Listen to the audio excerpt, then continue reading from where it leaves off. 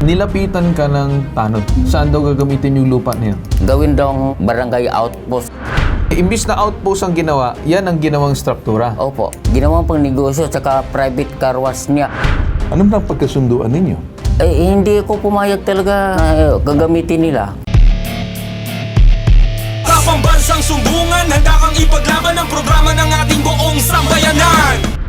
So sir, may binabanggit ka na isang lugar. Ano bang unang approach sa'yo? Kasi nandun na ba yung struktura na yan nung nilapitan ka ng tanod para gawing outpost or wala pa yung struktura? May struktura na naka-existing na doon. Bagong tayo lang din sila. Pero sa akin, parking lot as in area lang po ng As in lupa lang? Lupa lang. So Kasi walang dyan- kahit anong semento, basta lupa lang siya? Oh, yung pinatag ko lang na lupa. Nilapitan ka ng tanod, tama ba? Happy ng barangay Tanod po. Anong taon to? Early quarter ng 2025. Saan daw gagamitin yung lupa na yan? Gawin daw barangay outpost. Ngayon, umalis ka doon sa pwesto na yun, umusog ka lang ng konti. Umusok ko ng konti kasi yung area medyo malawak-lawak naman konti. Sabi ko, sige, iiwan natin yung kapiraso ko na gagawin kong parking area kasi dyan naman talaga nagpa-parking kasi mayroon po akong tricycle na pangpamansada po. Umusog kayo, sir, ng konti, then yun dapat ang spasyo na pang outpost, tama ba? Opo. Pagkatapos, yung imbis na outpost ang ginawa, yan ang ginawang struktura. Opo. Tama? Anong klase struktura ang alam mong ginawa dyan? Parking area yan po ng Happy. Ginawang pang negosyo at saka private car wash niya. Ngayon, sir, ano po yung nagiging problema natin? Dito ko sa may lupa, dito sa may bandang kanan, tama ba? Sa may tabi ng struktura na yan, tama? Diyan ka nakaparada.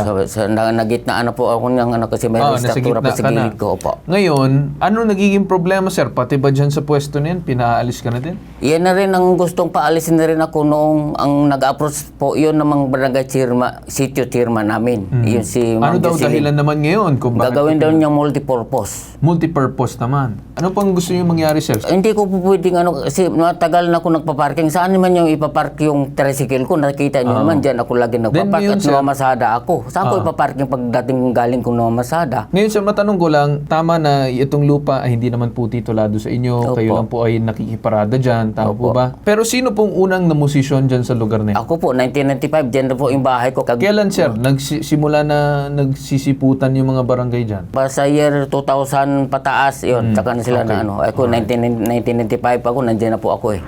May tatanong lang ako. Yan po ba'y tulay yan sa gilid? Opo, creek na po yung nasa ilalim. Creek sa baba. Opo. Okay. Ito, sidewalk to, daanan. Okay? Opo. So ano itong sa barangay yan? Yung nakatayo parang may struktura dyan? Yung parking. Yung ginawang parking. Kanino yan? Yan, boss, yung may sa semento. sa yung hippie po ng hippie po ng So ginawa ng barangay outpost, parang tanod yan. Outpost. Opo. Yan ba'y ginagamit ng mga taga-tanod? Diyan ba sila tumatambay? Hindi po.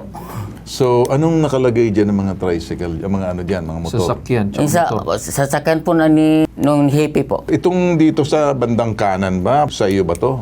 May... Yun ang pinaposisyonan ko lang po. Hindi ko naman inaangkin yung area na yung lupa. Anong napagkasunduan ninyo? Hindi ko pumayag talaga, sir, na ano. Sinong hindi pumayag? Ako na gagamitin nila. Kasi nag-approach sila sa akin. Pareho kayo walang titulo. Opo. Okay. Nauna ka lang sinasabi.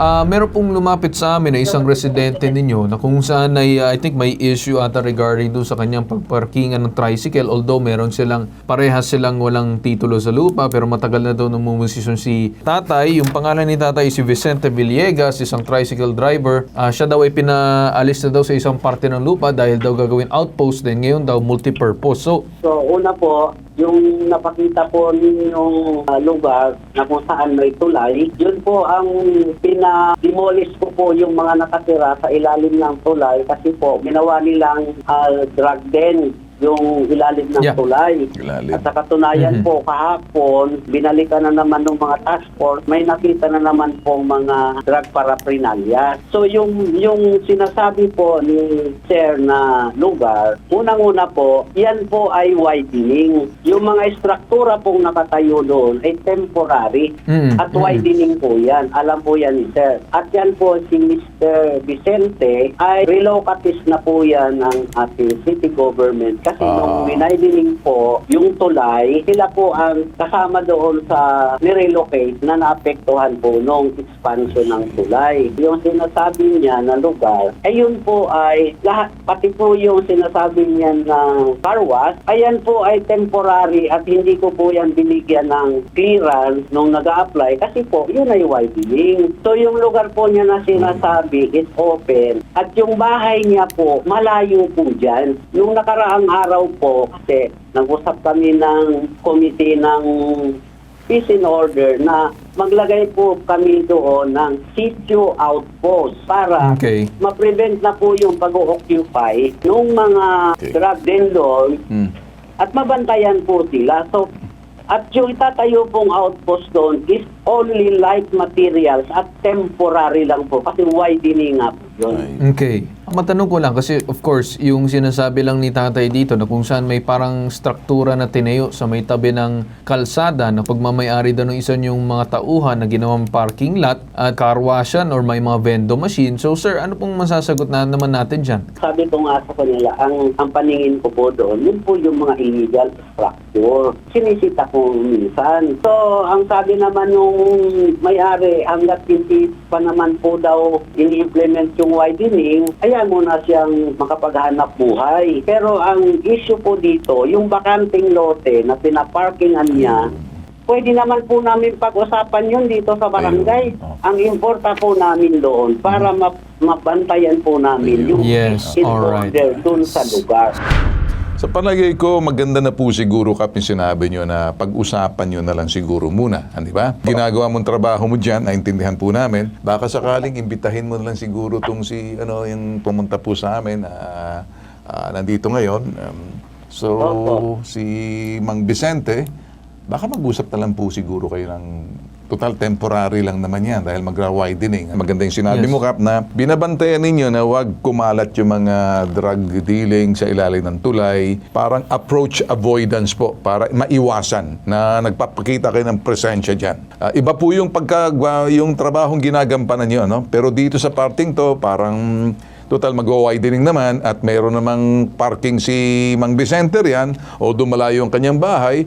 Sabi mo, pinakamaganda, mag-uusap-usap muna lang siguro kayo para medyo Solomonic ang dating. Marang medyo everybody happy. Ha? Ganun na lang siguro, Kap. Ano? Gagawin, okay sa'yo, Mang Vicente, mag-usap muna Okay kayo. Ha? po. Salamat po. Okay? Opo. Siguro ganito, hindi natin mariresolve rito kasi kami tumitingin at hindi po kami magbabalanse kami.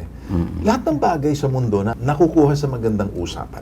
Okay? Opo. Lahat ng bagay na pwedeng pag-usapan sa nakaupo at hindi nakatayo. Para nang sa ganoon, relax.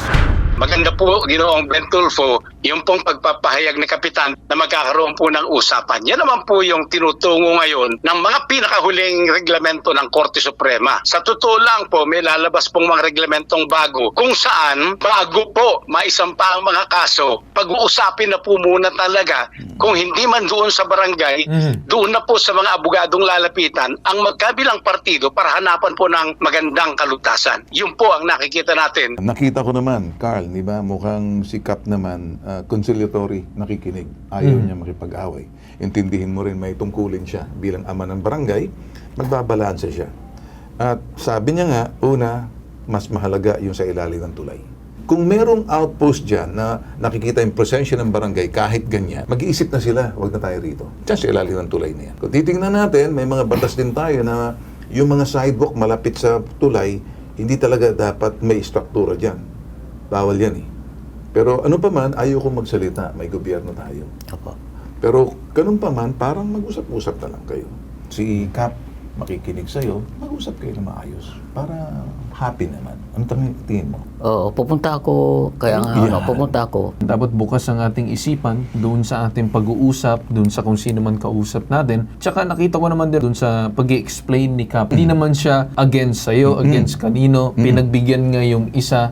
Pare-parehas na sinasabi din ni Kap na wala din karapatan pare-parehas yun nandoon sa lugar. Pero pinagbibigyan lang niya. So, hayaan na natin siguro na mag-usap kayo para pare-parehas kayo merong maayos na usapan. Good luck sa'yo, ha? Sige po. Pambansang sumbungan, handa kang ipaglaban ang programa ng ating buong sambayanan.